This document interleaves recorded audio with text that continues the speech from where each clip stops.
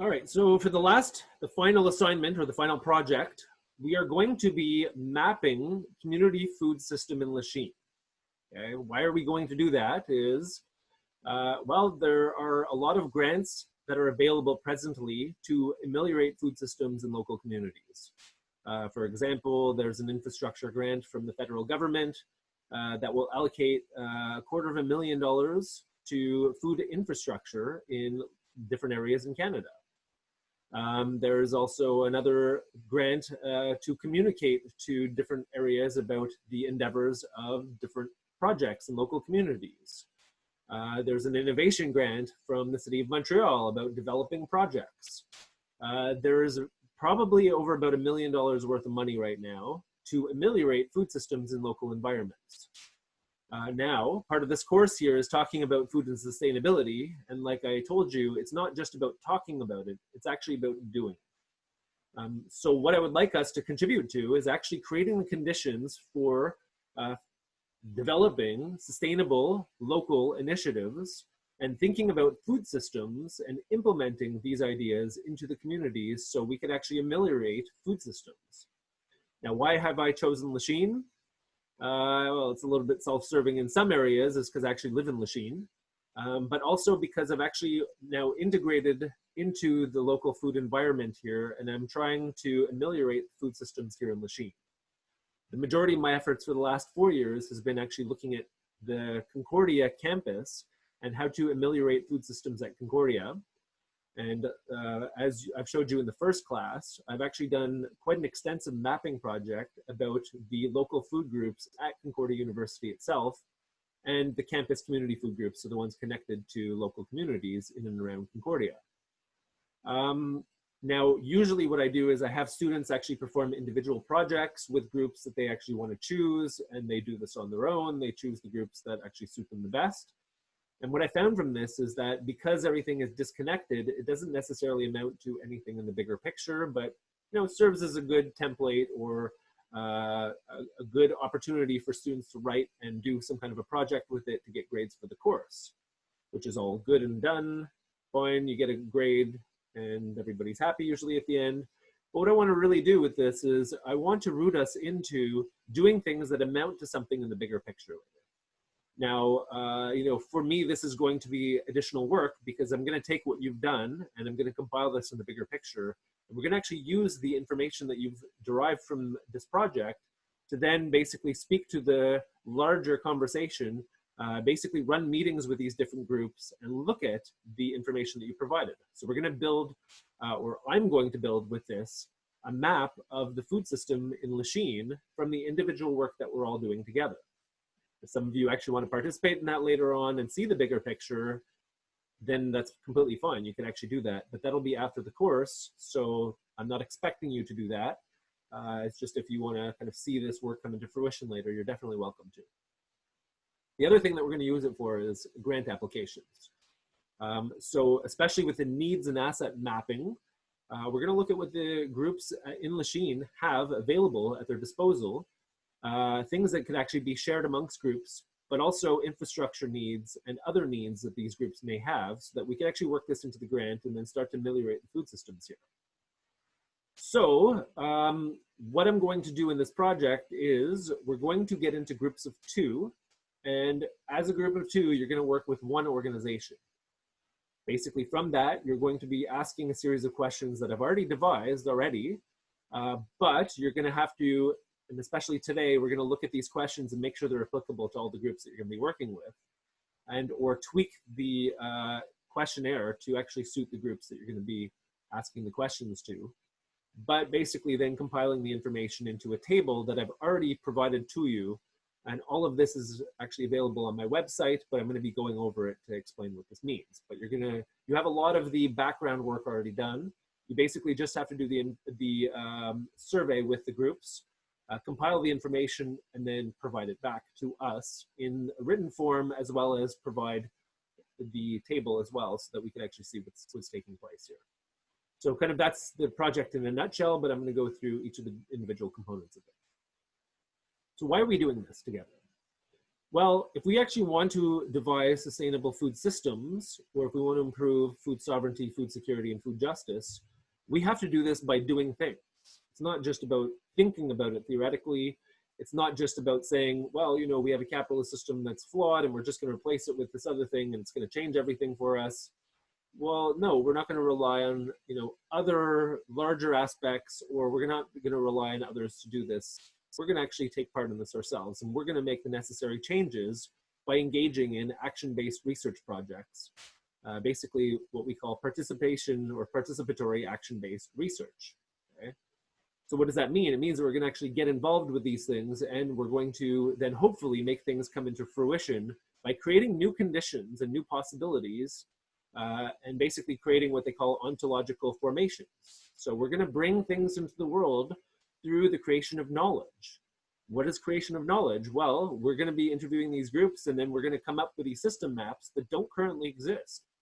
A lot of these individual organizations work in silos, and they don't think of themselves as part of larger systems. And it's very difficult to create conditions of food security and food sovereignty when everybody's thinking of their group in silos. What we need to do is we need to have an active role, and we need to start creating conditions of knowledge that are actually going to lead to positive outcomes and create things that are beneficial for the planet.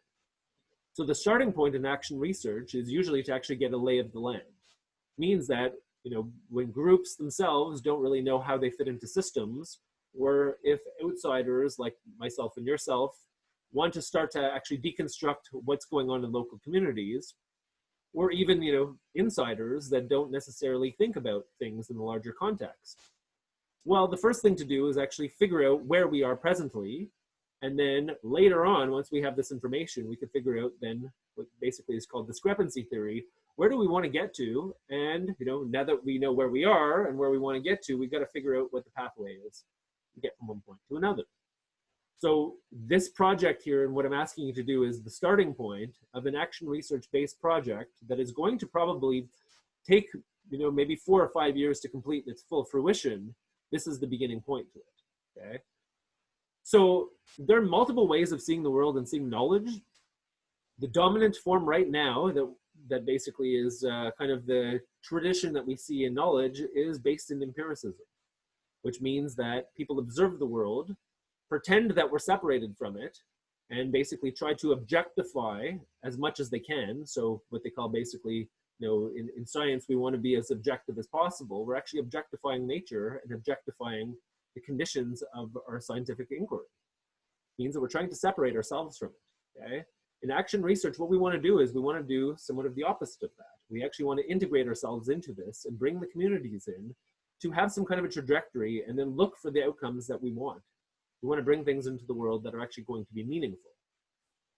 So kind of what does that mean? Maybe you haven't thought of this before, but let me show you some kind of the discussions and some of the orientations of how we see people interpret science.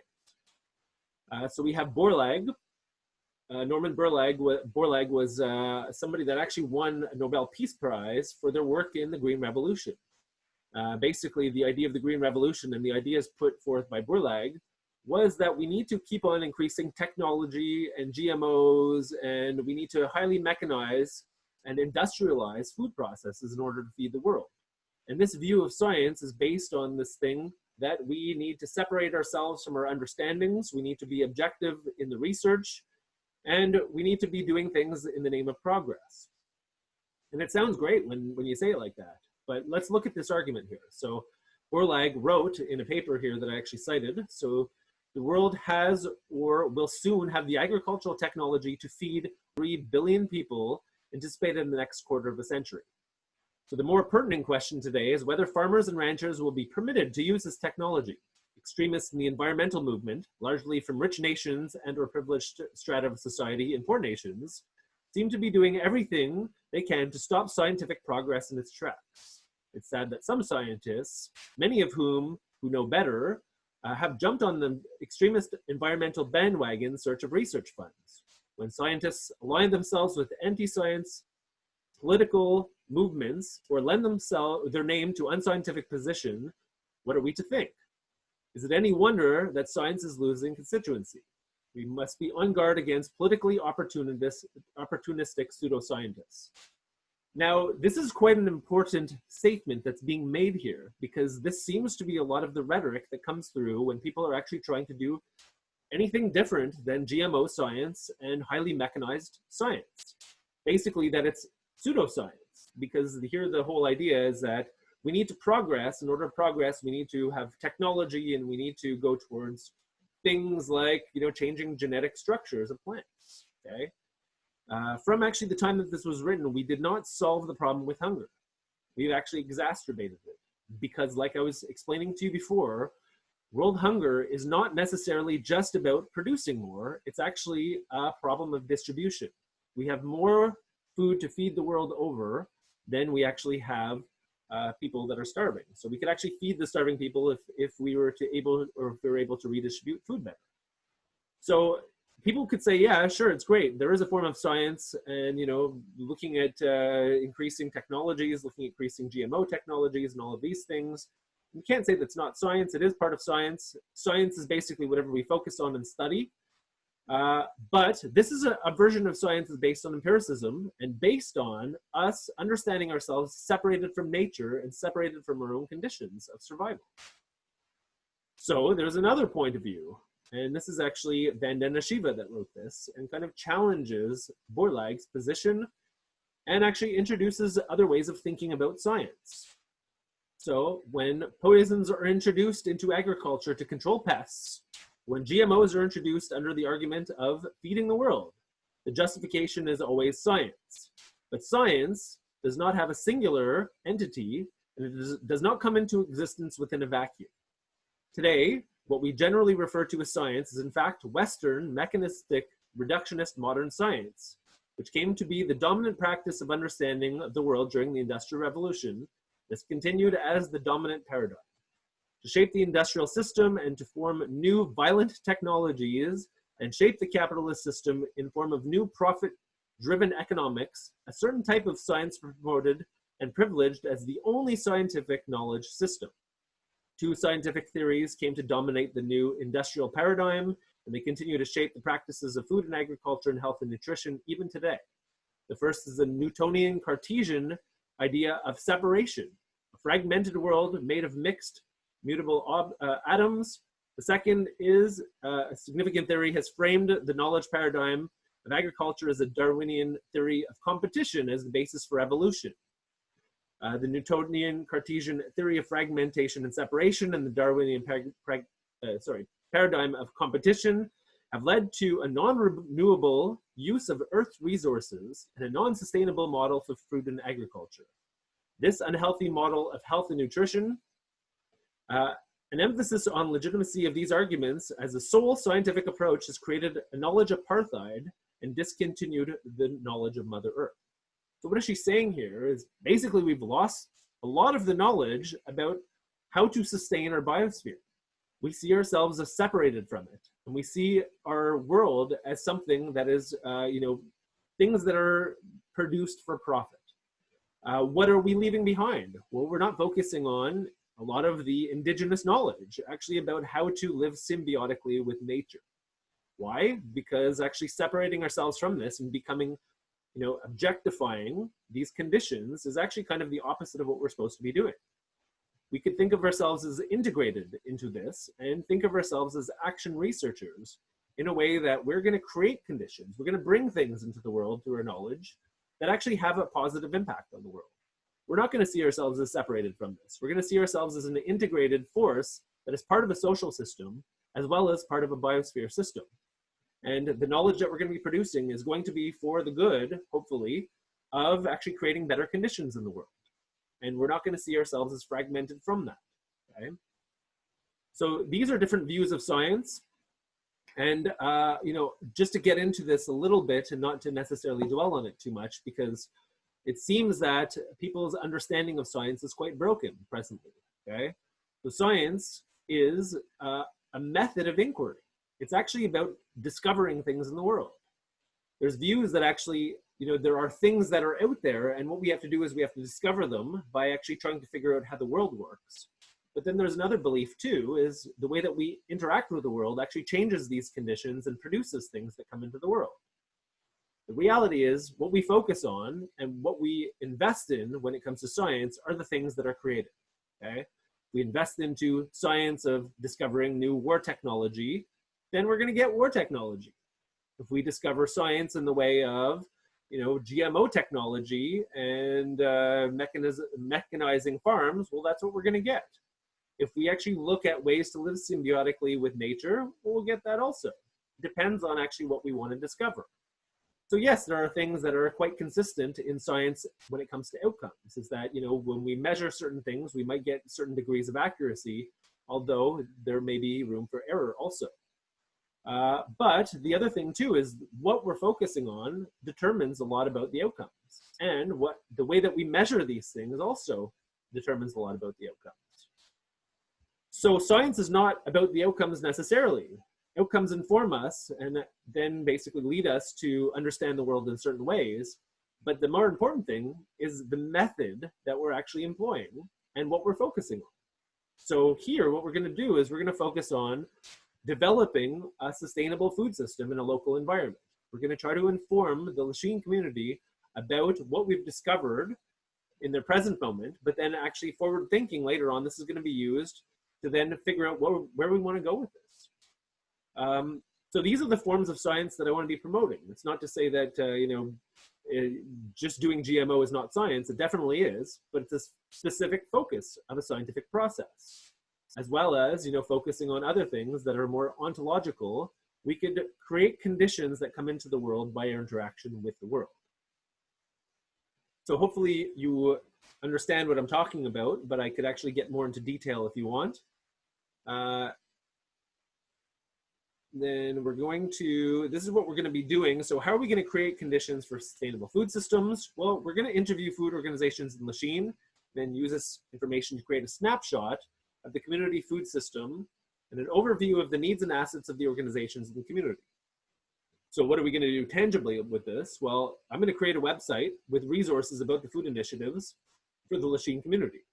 So it's going to be very much like the Concordia Food Group's website that I showed you before.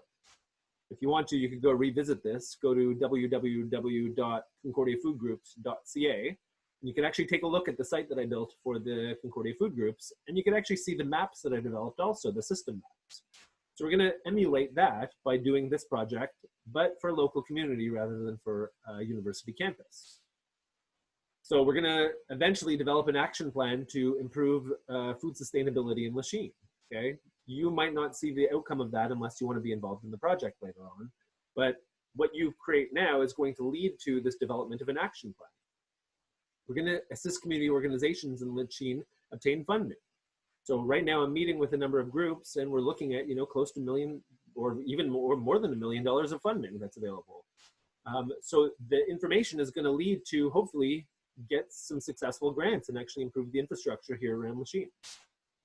We're going to encourage the development of a just, secure, and sovereign food system in Lachine. So all of these efforts hopefully will amount to something later on and actually change the local conditions. We're going to be connecting organizations and forming partnerships. If organizations think in silos, it's very difficult for them to then think of a food system. So what we want to do is encourage food system thinking and move past silos. And this hopefully will help groups form partnerships and actually work better together. So this is what we're going to mount to.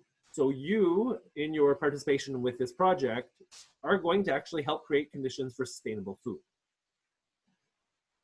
So here are the expectations. And after I go over these things, the expectations, project timeline, I'm actually going to get into the details. And then by the end of the class today, you're going to be assigned into a group and you're going to have a conversation with a person you're going to be working with.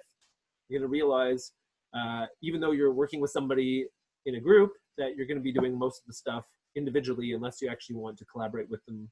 Then you could choose to do that, but I've actually separated it so that you could do most of the project on your own time, and we'll figure that out anyway today as to how you want to actually go about working with your group. So basically you're going to be assigned to a group of 2, you and someone else, okay? Your group will be assigned to one specific community organization. So I have a list right now of 25 organizations. You're going to choose one of the organizations and you're going to be with a partner.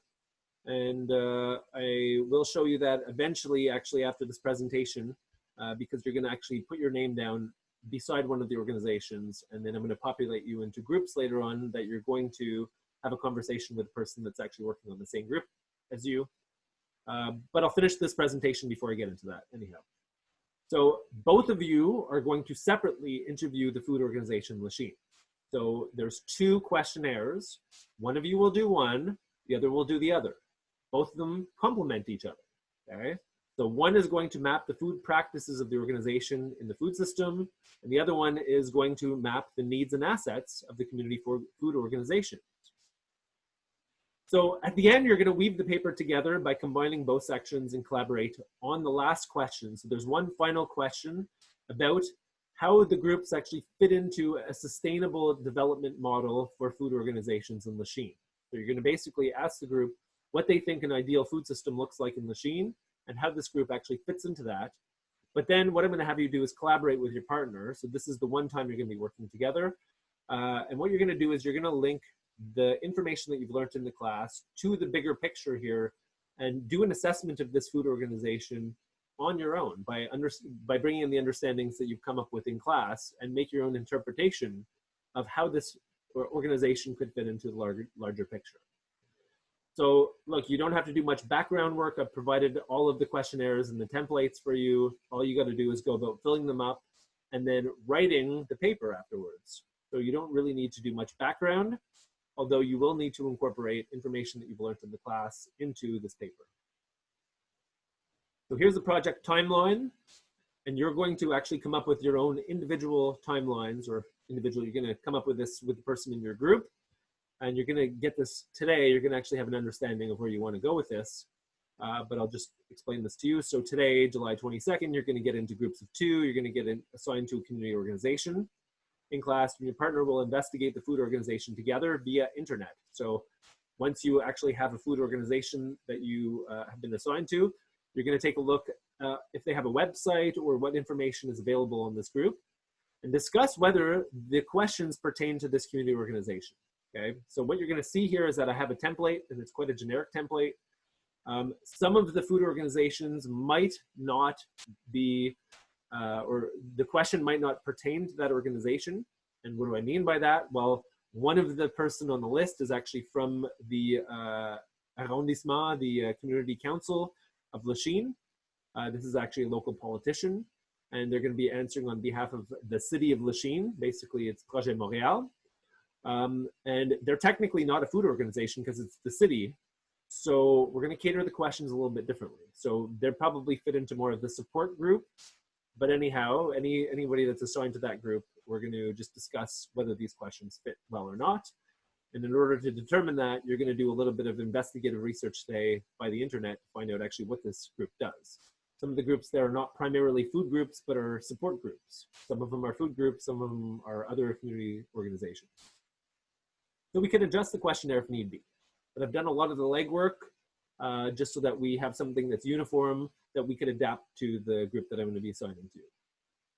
So the 27th, Monday, we're going to launch the project. So this weekend, I'm actually going to get together a website. I'm going to then put a description of the project, just kind of introduce the group to the project itself.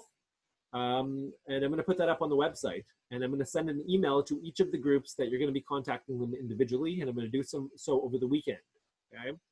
So the groups will be expecting you. They've already been contacted by one of the organizations here in Lachine. I'm going to recontact them over the weekend. By Monday, we're going to actually launch the project with a website. So if anybody's confused about what you're actually asking of them, the project will be described on the website. You could just refer them to it, and hopefully everything will be described to them. And they should be informed already, so there's not going to be any surprises. But you're going to have to follow up with the groups yourselves and then basically take it from there. So you have from the 28th till August 9th to interview the group, okay? So it gives you like about a week and a bit, a little bit more than that. But basically you're gonna interview the organization, and by August 10th, you're gonna come up with a draft of the map. So I have tables that I'm gonna show you soon. You're just gonna have a draft of this template. Basically, you're gonna show me what the map is, and you're gonna produce a template of the final paper. So kind of a skeleton of what you wanna write about, and we're gonna discuss that on the 10th. In class. So August 10th, I'm dedicating a good portion of the class to check in about how it's going with the groups, how your interviews went. We're gonna look at the templates, and you're gonna have time to discuss this with your partner in the class on the 10th. Then by the 12th, you're gonna submit a table, so an Excel template. You're gonna submit it to me, the final version of this, okay? And then you're gonna have time between the 12th and the 19th to write your paper. So basically, once your template has been submitted, it's basically just describing your template after that, and then submitting your paper. I see that somebody has a question here, so I'm just going to address it here. Can we do both interviews together? That way we don't have to schedule 2 separate interviews. You definitely can. So look, I've separated this so that you do the project individually. Why did I do that? Because I know some people are very uncomfortable with group work and time management and all of these other things. So you could do it individually. That's how I've set it up. But there's nothing preventing you from doing this together as a group also. Which means that if you actually want to, you could actually be graded as a group and not as an individual. But if you actually want to be graded as an individual, then you could actually, just be graded on your individual portion. Thank you, Anna. Yes, that's okay. I won't assign you to a group because you're just following with the course. Thank you for reminding me about that. Wonderful. Okay, so I'm going to go into more detail and show you the templates, but before that, just to show you what we're looking for here. So your final paper must include a summary of the responses to the questions, okay? I didn't come up with a word limit at this point. We're going to discuss that later on. Some of you may have more in-depth template, or not templates, but more in-depth responses to the questions, because some of the groups may actually have more needs or more assets. Some of them may be more plugged into the food system. So we'll kind of adapt this. I'm thinking the paper should be about 5 pages or so, but this could be negotiable. So you're going to come up with a template of the map. I've already provided this to you in an Excel document. All you got to do is copy and paste it and then fill it in. A written description of the information provided in the map. So I want you to interpret the things that you're finding in the map and actually provide a written description of this as well. A section where both members of the group contribute to a piece about how the group fits into a sustainable food system in Lachine. So the one thing that I'm requiring that you do as a group is come together and make one section that you're both doing an interpretation of how this group fits into a sustainable food system, okay? So like you're gonna see in the template that I provided, you both have one question that's the same, and the one that's the same is, how do you see, and you're asking the group, so you is the group, how do you see a sustainable food system in Lachine? So the group will actually answer that, and then basically the follow-up is, how does your group fit into this vision of a sustainable food system? So they're gonna answer that as a group, but then you're gonna interpret on your own. So this is where you're gonna take all of the information from the course that we've learned, and then go back to the group itself, or not back to the group necessarily, but in your paper, you're gonna address all of these issues about how this group fits in from your own perspective.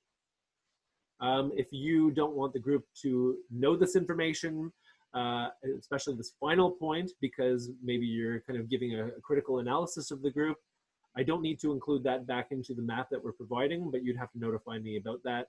So, if you have a critical stance about the group and their activities, it's fine to come up with also, and if you don't want the group to find out about your interpretation of that, then we don't need to.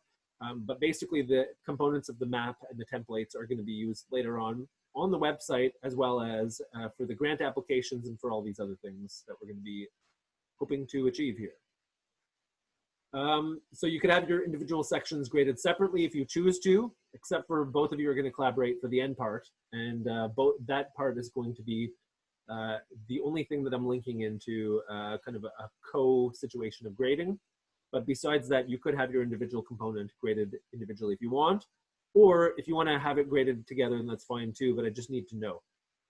But you are producing one paper at the end, so you need some kind of coherent paper. You need to figure out how to weave these parts together, and then let me know if you want to be graded separately on your individual components or as a group of 2. And then the last part, you're going to be graded then as a group. So here I have a grading rubric. So I'm looking for the quality of the information. Have you addressed the questions? Have you actually made a clear map? Is it complete? You know, what kind of a structure do you have for your paper? Is the structure coherent? Is your ideas expressed well? Does your paper flow well? Grammar and structure, the sentence structure, do you have grammatical mistakes? If you proofread your paper, does it flow well? Interpretation of sustainable contribution. So what is it that the group contributes to the sustainable initiatives or a sustainable food system in Lachine? It's basically the collaborative question at the end. Resources. So we could go from no references to 6 or more valid references. So in order to get in the A range for this section, you're looking at about 6 references. If you're collaborating together, it's about 3 each, which is not very much.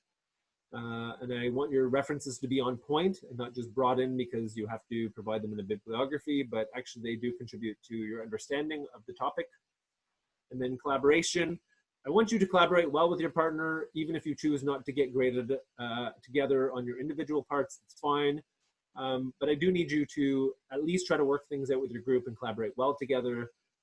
So hopefully that's some kind of an incentive to work with your partner more collaboratively. And if you do have issues that come up, please address them with me beforehand before it turns into a full-blown issue, which shouldn't happen, especially if we're on top of things. So this is the grading criteria. Feel free to ask any questions if you want to. How many sources should we have? Okay, 6 or more, great, yes.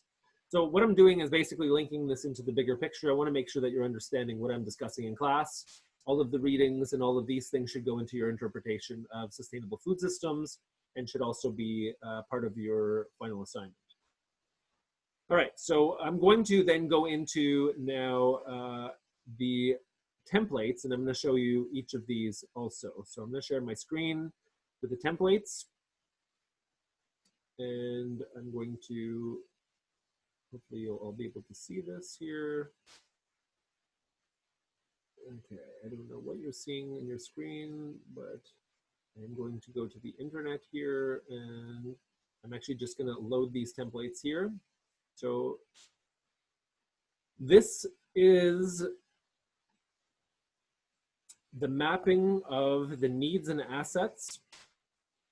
Oh no, sorry. This is actually the food organizations here in Lachine. So just a quick overview of this. Hopefully you're all seeing what I'm seeing on my screen here. If you're not, please let me know. But these are the food organizations in Lachine. So as you could see, there are groups that may work with food specific things, and there's other groups that don't. For example, the COVIC here is actually the group that has the community garden that I'm working with. So basically they have the community garden project. There's here Ouvre Soup Maison, which is more of just a soup kitchen. So they have aspects of food. The group that's actually spearheading the grant writing and actually I'm working with quite closely is this group here, Concert Action. There's 2 different people here from Concert Action that could be interviewed.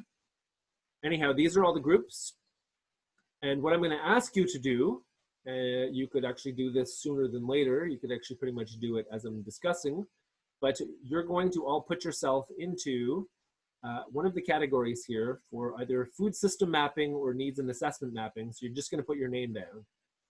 So for example, if you want to work with Carrefour Entrée de Lachine, you're going to say, hey, I'm actually interested in food mapping, and I'm going to put my name in here. So you could just do that, and then your name will be there, and that's actually what you're going to be doing. And this is the group that you're going to be working with. And the person that puts their name for needs and asset mapping is going to be your partner. So as simple as that. I have all the groups written out. The one or a couple situations that I see from this, so one of them is Simon Racicot from the Arrondissement Lachine. So they're actually, this is a politician. They're not necessarily a food group. They're probably more of a support group. So we might have to cater the questions a little bit differently. The other group or issue that I see here is that we have 2 different people from Concert Action. So this here may be collapsed into a larger group. But we'll have to see. I don't know if they're going to give us different information or not. So this here, the 4 of you might actually be part of a larger group. We'll check that out. I see some people populating their names now. That's great. You don't populate your name at the present moment. Don't worry about it. I'm going to get into the other things that we're going to be doing and actually explain what this food system mapping and needs and asset mapping really mean. All right, so here's needs and asset mapping. So what is a need and what is an asset? Well, basically the question is, what does a group have and what do they need for, for them to thrive as a community organization? If we're looking at grant applications, well, we need to know what these community groups need as part of their organization to actually amount to better practices or better involvement in the community for them to improve their services that they're partaking in Lachine. So here's a questionnaire. It's got a number of questions. Some of them have been subdivided. So what is the name of your organization? You're both going to ask that question to the groups. Basically, it's kind of just the starting point. What is the name, well, your name and your role within the organization? So both questionnaires have that question. Why do both of them have it? Well, you might actually interview two separate people if you're doing this at two separate times. And it's good to know who you're interviewing just in order to find out what their kind of take is and what their role is in the organization. So the needs and asset mapping individual is also going to ask about the history of the organization. So what is their history? This could be fairly lengthy as a question and a response. So basically, I'm not asking you like a complete history, if this organization's been around for quite a long time, especially if you're asking about the arrondissement de Lachine, they probably have quite a history. It's just a summary of it. So, you're looking at about a paragraph of a summary of their history and not necessarily about complete intricacies of all of the different events that might have happened throughout their history. What kind of partnerships does your group have? So, what other community organizations does your group work with? So it could be that, one group works with 3 other groups on a soup kitchen, but work with a group on production or other things like that. This question is going to be answered particularly depending on the group. So what type of organization are you? We're looking kind of the structure of the organization. It's as simple as, is this a project? Is it a corporation? What type of a corporation? Is it a for-profit, a non-profit? Is it a cooperative? Is it a charity? What is it? So basically, it's just a very simple question about the entity itself and the organizational structure of the entity. Kind of the crux of this is going to be looking at the needs and assets. The question is, for needs, what does your organization need in order to improve the food services you offer? So this is going to be answered on the Excel sheet, but here are things that people may need. Okay, so I prompted you for specific questions. Do they have space needs? Do they have equipment needs? Do they have financial needs? So just to go through what this needs, space. It could be anything from, do they need a new locale? Or do they need, an outdoor place for a market? Do they need maybe a place to run a certain program? Equipment. Do they need physical material in order to improve what they're up to? Do they need, anything from like kitchen equipment to maybe, farming and garden equipment? I see some questions coming up. People are saying they can't see it. Where can I find the food organization's Excel list? It's actually in the Drive. So you could go into the Google Drive for the class, and Kiki's saying that you don't see it. I'll actually show you where to locate it afterwards. So I'm just going to finish actually describing these things, and I'll show you where to access the stuff. But actually, if you go to the Drive for the class, you're going to go to the course Drive, not to the one for this class. So the course Drive actually has the final project, and then the information is there. And I put a link on my website anyway, so you'll be able to find it there. Anyway, sorry, back to what we're describing here. The financial resources, I would say a lot of the groups may actually indicate that they need finances. They may need loans, grants, bursaries, whatever the case is. Part of us doing this is actually that we're going to help the groups try to find these financial resources.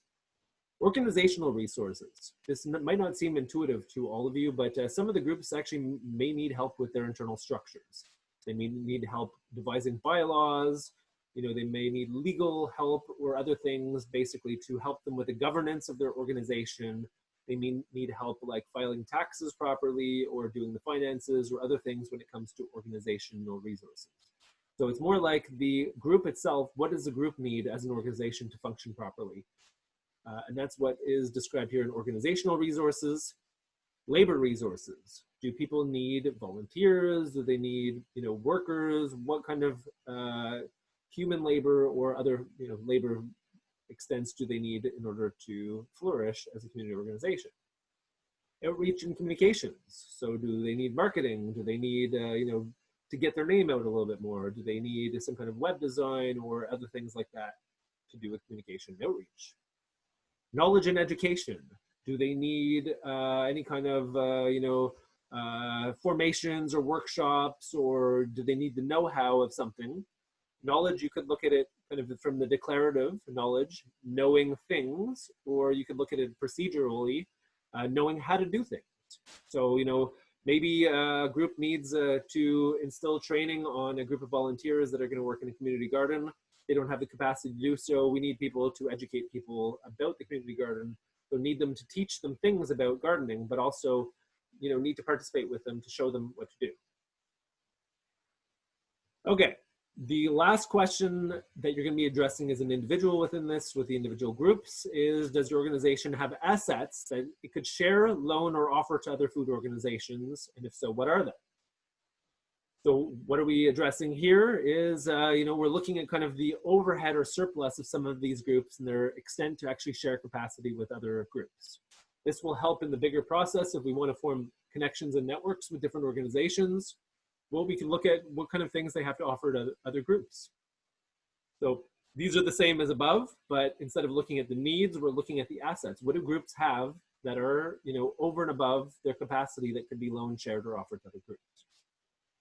Oh, sorry, actually I missed a question before here. So the 8th question is just to find out what the top 5 needs are for the organization. So now that you've teased out all of these different needs that the organization might have, what are the top 5? What are the most important and pressing things that the groups need? Because these will be prioritized in any kind of grant applications that we're devising. Here's the collective question. Both groups or both individuals within the group are going to ask this collective question: how do you envision a sustainable food system in Lachine? So you're asking the person that you're interviewing this question, and how would your group fit into that vision? So how do they think they fit into a sustainable food system in Lachine? So you're going to have their response, but then you're going to have a discussion with your partner in the group, and then you're going to collaborate and actually interpreting this yourselves. And you could take what they say and all of the information that we've gone over in class and all of the readings and all of these things, you're going to make your own assessment also. So, what does this group fit into? Maybe things that they've been missing in their responses, or maybe they've nailed it right on the head. And, this group is doing things in food security, and that's their mission, and that's how they fit in. They're doing soup kitchens to help, underprivileged individuals.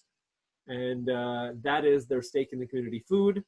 Maybe they're not looking at changing the food system or, ameliorating the whole system itself, but they're kind of a band-aid approach to really help people that are specifically in need. And, there's nothing wrong with that. That's actually really great that they're taking part in that, but we can contextualize that into a larger food system. This is the questionnaire about food asset mapping. So one of you is going to do that. And then I'm going to go to the second questionnaire here. And the second questionnaire is actually looking at food systems. So another group or another individual in the group is going to do this. So here's the questionnaire for food system mapping. 1, what is the name of your organization? So both of you are asking that. What is your name and role within the organization? So if you're interviewing 2 separate people, we get to know who you're interviewing. What is the mission of your organization? Okay, so some of these groups, the primary mission is not food, it's other things. So is your primary focus on food, yes or no? So if yes or not, okay, especially if not, well, what issues does your organization address? Or what food issues does your organization address? To get specific, to look at actually the food system here, we want to look at what issues are being addressed specifically related to food, but also just the general mission of the organizations themselves. So does your organization contribute to a sustainable food system in Lachine, yes or no? I don't like to kind of pigeonhole things in dichotomies. That could be more complex. So kind of the second question here is, if so, how does your organization contribute to a sustainable food system in Lachine? Kind of getting to somewhat like the last question, but we're not looking to the future as much as the present moment. So it's not about them fitting themselves into the ideal, but actually situating themselves right now. So what are they doing to contribute to a sustainable food system in Lachine? Obviously, if the question is no, the second part of the question doesn't really need a response to it. And then the 8th question, what type of food practices does your organization partake in? okay? So here, production, here are some follow-up questions for production. So does your group produce food? So do you grow food, or do you community garden? Are you producing something that actually turns into food, okay? Production and transformation are quite linked, but I'm separating them into different categories. So transformation is actually taking food that's already been produced and then looking at ways that they're transforming it by cooking it, fermenting it, preserving it, preparing it, or other things like that, okay? So production is basically creating a food, usually from scratch, or from seeds or from cuttings or whatever the case is, but actually the growing of the food, and or producing equipment to produce food. So some groups might be like, I don't produce food on my own, but I produce hydroponic equipment, or I produce other things that basically people use to make food. So production, food production, they could also produce knowledge. So does your group produce knowledge? It could be that, it's a group that does conferences, they do educational workshops, they do workshops in the community, they try to educate people. So declarative knowledge, are they teaching people about things, or experiential knowledge? Can people get involved and participate and then learn by participating, okay? So you're teaching people knowledge that is like knowledge that is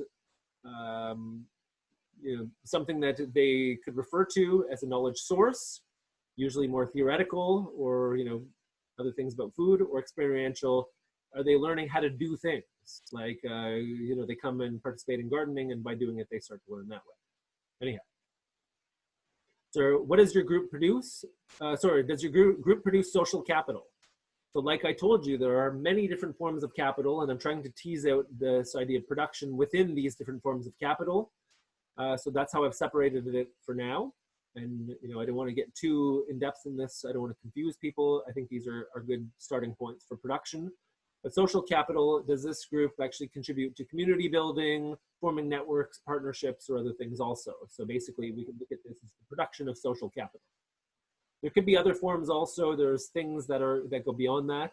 If you remember the 8 forms of capital that I was describing before, and there are other things that we could actually look at production. So if there's things that fall outside of this category, you could include them if you want to. Does your group transform things? Do you cook food? Do you prepare food? Do you ferment food? Do you preserve food? Do you process food? Do you store or freeze food? Do you dehydrate food? Do you can food? Or are there other things that you do? So basically looking at kitchens, soup kitchens, even, a group could be the ones that are selling things at markets, and part of their endeavor is actually to take, food that's been produced at the community garden, collective garden, and basically just wash it before serving it. So that actually is part of a processing thing also. They're washing the food in order to prepare it for the market. Distribution. So we're looking at forms of distribution, basically looking at, market and non-market based forms. So if you want to go back to the slide on Gibson Graham, you're going to look at ways that things are performative in transactions. So there are different practices that come into transactions that are market-based and non-market-based, or alternative market-based. So what kind of distribution does your group do? Are you a farmer's market? Are you one of the small markets in Lachine? Do you sell food? What you'll notice is food banks don't sell food, they give it. So it's a non-market transaction. People don't have to pay for it. It's actually a food bank. And then to follow up here, just to make sure that it's clear, is does your group donate food? So you can actually kind of tease out some of the non-market transactions. So if that's the case, where does your group procure the food from? I would like to know, from distribution, where are the food items being obtained from? Is it a community garden? Is it a famille moisson? Is it a bunch of different places? So that could be part of figuring out the distribution. Waste management. So do you compost? Do you repurpose food? Do you save seeds? So what does your group do in the way of waste management? Support groups. Some of these organizations actually do none of the above, but they provide support. So for example, you're going to find out from the arrondissement Lachine, a lot of the endeavors that are being done are actually about supporting the groups that are on the ground. So they provide space, they provide finances, some of these things are money, space, labor, or other forms of support. They could actually have institutional support or these other things. So we're going to tease out this also, okay? So the question that we're addressing, or both of us addressing, like you saw last time, is how do we envision a sustainable food system in Lachine? how does your group fit into that system or to that vision? So you're going to ask that question just like the other person did for the needs and asset mapping, and both of you are going to address this in the bigger picture. Okay. So these are the questionnaires, and I'm going to show you the templates that I've devised. It's quite simple. It's basically just going to fill in the blanks. So here, needs and assets, you're going to see the top. You replace this with the text of the group's name. So here it's going to be, let's just say, Concert Action is the group. And what kind of needs they have when it comes to space. I made a list. You could actually put in more columns or more rows if you need to. I guess rows more than columns, but yeah, so what are the space needs? What are the equipment needs? What are the finance needs? Organizational resources, labor, communication, knowledge and education. And I provided that with the assets too. So the assets we're looking at, the capacity to share assets. I don't want an inventory of like all the kind of utensils they have in the kitchen. That doesn't really serve the bigger purpose. But if you say, hey, look, we have kitchen utensils available to share with other groups, well, that's wonderful, great, okay? I don't need like, we have 15 forks and 13 knives, doesn't really matter, but you know, the kind of general context is, yes, we have kitchen utensils that could be shared with other groups. So there's the needs and assets map. And then here is the production, processing, distribution, waste management support. Basically, what you're going to do is kind of populate these things with the different areas that I have in your questionnaire. So I've set this up to be as simple as possible. I have the questionnaire available, and I have the templates that you're going to be filling out. Your job then is to construct this into a manageable paper so that people could actually read the paper and understand about these groups, and then kind of look at these diagrams and then understand where the group fits into the larger system. I'm going to go and take all of your tables and your papers and basically compile this into a larger system. And I'm going to then kind of put it into this. So I'm going to show you what I've done with the food groups